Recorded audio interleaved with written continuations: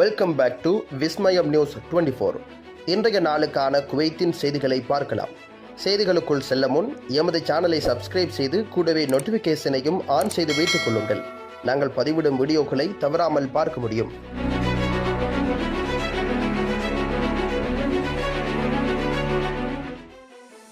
குவைத்தில் படிப்பை தொடர்பவர்களுக்கு வேலை தேடுபவர் அந்தஸ்து நீக்கம்.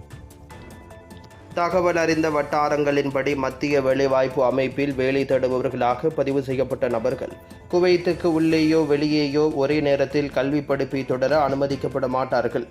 பதிவு செய்யப்பட்டிருக்கும் போது கல்வி திட்டங்களில் சேர்ந்திருப்பது கண்டறியப்பட்ட எந்தவொரு வேலை தேடுபவரின் வேலைவாய்ப்பு பதிவும் ரத்து செய்யப்படும். வேலை தேடுபவர்களிடையே சம வாய்ப்புகளை மேம்படுத்துவதே இந்த கொள்கையின் நோக்கமாகும் என்று வட்டாரங்கள் தெளிவுபடுத்தியுள்ளன. வேலைவாய்ப்புக்கு முழுமையாக அர்ப்பணிப்புடன் இருப்பவர்களுக்கு முன்னுரிமை அளிப்பதே இந்த நடவடிக்கையின் நோக்கமாகும். இந்த நடவடிக்கை அரசாங்க தொழிலாளர் சந்தையின் செயல்திறனை மேம்படுத்துவதையும் பணியமர்த்தல் செயல்பாட்டில் நியாயத்தை உறுதி செய்வதையும் நோக்கமாக கொண்டிருக்கின்றது. வேலை தேடுபவர்கள் வேலைவாய்ப்பில் மட்டுமே கவனம் செலுத்த வேண்டும் என்று கோருவதன் மூலம் இந்த கொள்கை நியமனங்களின் தரத்தை மேம்படுத்தும் எனவும் உற்பத்தி திறனை அதிகரிக்கும் மற்றும் பணியமர்த்தப்பட்டவுடன் பணியாளர் அர்ப்பணிப்பை வலுப்படுத்தும் என்றும் எதிர்பார்க்கப்படுகின்றது. 804 போக்குவரத்து மீறல்கள், 21 கைதுகள். சஃபால் சேலத்தில் உள்துறை அமைச்சகத்தின் கடும் நடவடிக்கை. சட்டத்தை மீறுபவர்களை கைது செய்து சட்டத்தை நிலைநிறுத்துவதற்கான தொடர்ச்சியான முயற்சிகளின் ஒரு பகுதியாக உள்துறை அமைச்சகம் வியாழக்கிழமை அன்றதாவது மே 8, 2025 அன்று சவால் சேலம் புறநகர் பகுதியில் ஒரு விரிவான பாதுகாப்பு மற்றும் போக்குவரத்து நடவடிக்கையை ஏற்படுத்தியிருக்கின்றது. இந்த நடவடிக்கையில் போக்குவரத்து விவகாரங்கள் மற்றும் செயல்பாட்டுத்துறை பொது போக்குவரத்து துறையால் பிரதிநிதித்துவப்படுத்தப்படுகின்றது.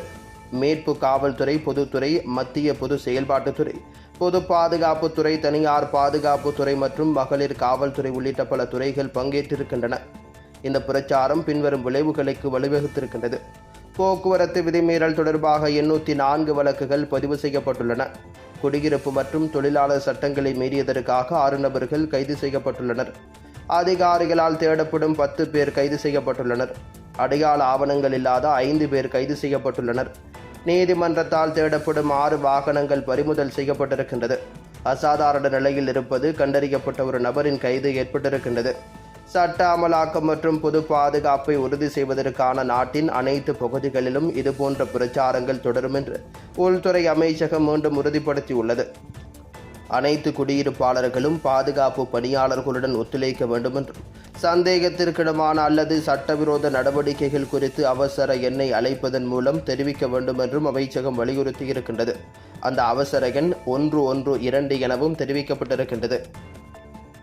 அல்ராய் பறவை சந்தையில் உரிமம் பெறாத கடைகள், திருவியாபாரிகள் பிடிபட்டனர். அல்ராய் பகுதியில் அமைந்துள்ள பறவை சந்தையில் உள்ள கடைகளை குறிவைத்து தலைநகர் கவர்னரேட்டின் ஆய்வுக்குழு சமீபத்தில் தீவிர கூட்டு நடவடிக்கையை மேற்கொண்டதாக குவைத் நகராட்சியின் மக்கள் தொடர்பு துறை அறிவித்துள்ளது. சுற்றுச்சூழல் பொது ஆணையம், வேளாண்மை விவகாரங்கள் மற்றும் மீன் வளங்களுக்கான பொது ஆணையம் மற்றும் உள்துறை அமைச்சகத்துடன் ஒருங்கிணைந்து இந்த நடவடிக்கை மேற்கொள்ளப்பட்டுள்ளது. விதிமுறைகளை அமுல்படுத்துவதும் மீறுபவர்களுக்கு எதிராக தேவையான சட்ட நடவடிக்கை எடுப்பதும் இதன் நோக்கமாகும். தலைநகர் மற்றும் ஜகர்னா கவர்னரேட் துறைக்கான செயல் துணை இயக்குனர் ஜெனரல் பொறியியலாளர் நிஜாரல் அவாத் குறிப்பிடுகையில் பல்வேறு வகையான மீறல்களை கண்டறிந்து நகராட்சி சட்டங்கள் மற்றும் விதிமுறைகளை குறிப்பாக தொழில்துறை மண்டலங்களில் கண்டிப்பாக கடைபிடிப்பதை உறுதி செய்வதற்காக கள ஆய்வுகளை தீவிரப்படுத்துவதே இந்த பிரச்சாரத்தின் முக்கிய நோக்கமாகும். இந்த நடவடிக்கையின் விளைவாக 2 கடைகள் மூடப்பட்டதாகவும் மேலும் 9 மீறல்கள் பதிவு செய்யப்பட்டதாகவும் தெரிவிக்கப்பட்டிருக்கின்றது. நகராட்சி உரிமம் இல்லாமல் ஒரு கடையை நடத்துவது மற்றும் அங்கீகரிக்கப்படாத தெரு விற்பனை ஆகியவை இதில் அடங்குகின்றது. குவைத்தில் இன்றைய தினம் தங்கத்தின் பெறுமதிகளை பார்க்கலாம். 24 கேரட் 1 கிராம் ஒன்றின் தங்கத்தின் பெறுமதி 33.35 குவை தீனார்கள் ஆகும். 22 கேரட் 1 கிராம் ஒன்றின் தங்கத்தின் பெறுமதி 30.6 குவை தீனார்களாகும். 21 கேரட் 1 கிராம் ஒன்றின் தங்கத்தின் பெறுமதி 29.21 குவை தீனார்களாகும். 18 கேரட் 1 கிராம் ஒன்றின் தங்கத்தின் பெறுமதி 25.03 குவை தீனார்களாகும். இன்றைய தினம் நாணய மாற்று விகிதங்களை பார்க்கலாம்.